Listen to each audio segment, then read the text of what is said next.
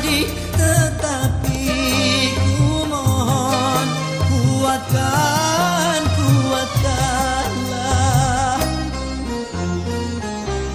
Kalau sudah tiada, baru terasa bahwa kehadirannya sungguh berharga.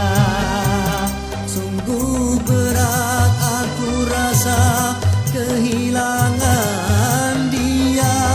Sungguh berat aku rasa hidup tanpa dia. Kalau sudah tiada, baru terasa bahwa kehadirannya sungguh berharga.